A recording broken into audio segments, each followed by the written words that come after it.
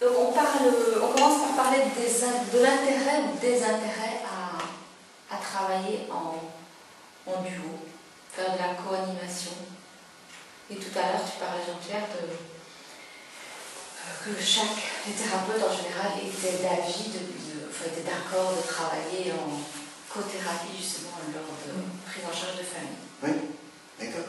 Et je disais, on a le même intérêt pour les stagiaires que l'on a pour la famille. Donc, en réfléchissant, qu'est-ce que ça nous apporte? Qu'est-ce que ça apporte de plus le fait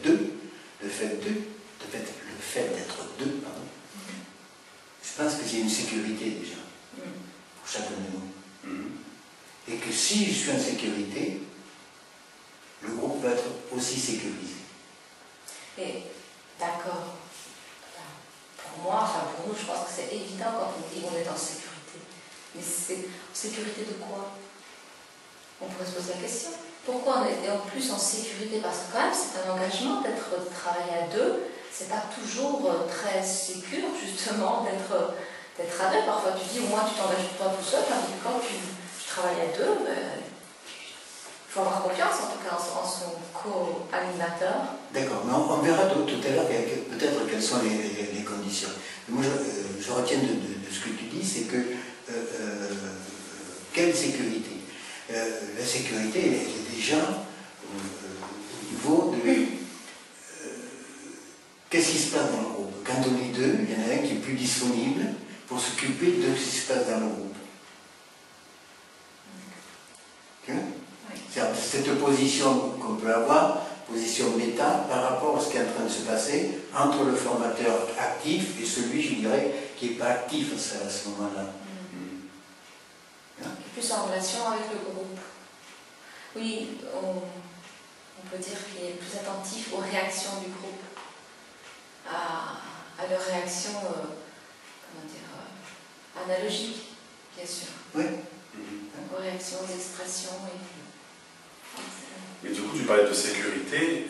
Là, j'entends à ce stade de la discussion de la sécurité du groupe dans son ensemble, formateur inclus. Oui. D'accord, c'est ça que tu veux dire. C'est ça, oui. La sécurité des formateurs engendre la sécurité pour le groupe. Premièrement, si je suis en sécurité avec le formateur, je vais avoir une relation différente avec le groupe. Et sur le plan de la relation, ça se produit souvent quand on travaille ensemble, par exemple. Je vais dire quelque chose, et c'est pas sûr que le groupe ait compris. Si je continue dans mon idée, il y a 9 chances sur 10, quand je vais redire quelque chose, je vais encore mal le dire. Alors que si tu le reprends toi, ça va être totalement différent. Et je vais éviter ce risque de rentrer en escalade avec le groupe. Moins ils comprennent, plus j'explique, moins ils comprennent. Et ça c'est important. Donc le co-animateur va se mettre dans une position, va se mettre à l'écoute du vécu des étudiants, va se mettre dans une position de stagiaire, en quelque sorte. Moi, je dirais plutôt en interface, pardon, entre le groupe et le formateur, parce que la personne qui n'est pas active à ce moment-là, enfin moi, de l'avoir expérimenté plusieurs fois, parce qu'on a l'habitude, les formations que l'on donne, c'est des notions qu'on connaît bien, qu'on commence à vraiment maîtriser. Et parfois, on peut aller trop vite pour des stagiaires qui ne connaissent pas du tout. Et là, quand je suis dans cette position-là, moi, je vois les stagiaires, et je dis souvent à Jean-Pierre, attends, tu vas trop vite. Parce qu'il donne, en une phrase, il peut donner 3 notions essentielles de l'enseignement qu'on va donner.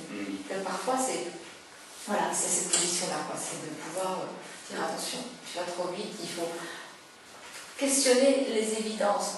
Qu'est-ce que tu veux dire, Jean-Pierre, quand tu dis ça? Parce que il y a des mots qui sont, j'aurais envie de dire, simples.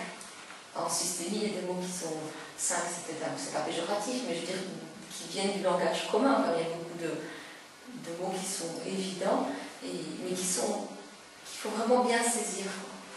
Donc parfois, c'est comme ça que je fonctionne, en tout cas, d'observer le groupe et de voir les réactions. Et de reformuler éventuellement tu as dit l'animateur, si c'est flou pour le groupe. Ou demander aux stagiaires carrément qu'est-ce que vous avez entendu. Parce que moi je peux entendre quelque chose, enfin, j'ai entendu quelque chose, et ça ne veut pas dire que parce que j'ai cru observer quelque chose dans le groupe que c'est la réalité aussi. On peut demander aux stagiaires qu'est-ce que vous avez entendu de ce que Jean-Pierre vient de dire aussi. Il y a vraiment l'interaction, c'est à tous les niveaux, c'est entre tout le monde aussi. Hein, et des rendre acteurs à ce moment-là. Des rendre acteurs. Oui.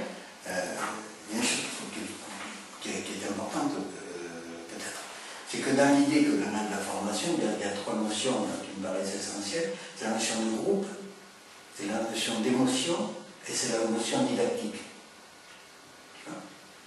C'est-à-dire une formation didactique qui se fait en groupe à travers des expériences émotionnelles. Et c'est là aussi que, dans ce que vient de dire Bernadette, c'est important de rendre acteurs de ça les stagiaires qui sont avec nous.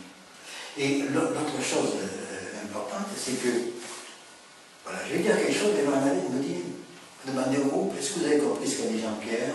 Ou elle va me dire, je pense que tu es allé trop vite. Ça veut dire qu'on va montrer aux stagiaires qu'on peut s'interpeller l'un et l'autre, d'accord, pour corriger, donner une autre forme à ce qu'a dit la personne, et que ça ne va pas être vécu comme une confrontation. D'accord? Et je pense au mot de Hirsch quand il dit énoncer, ce n'est pas dénoncer. Et quand tu travailles essentiellement, quand on travaille avec les travailleurs sociaux, les infirmiers en psychiatrie, très souvent les gens ont du mal, quand on parle d'une situation, ils défendent cette situation comme si c'était leur situation, comme si c'était leur tripe un peu que tu touchais. Tu vois? Et ça donne un modèle d'interaction entre deux personnes qui, à un moment donné, vont avoir peut-être des approches différentes à partir de la même théorie, des façons de faire différentes et que c'est acceptable. Oui, et puis c'est une manière analogique de faire vivre qu'il n'y a pas d'expert, il n'y a pas un expert formateur,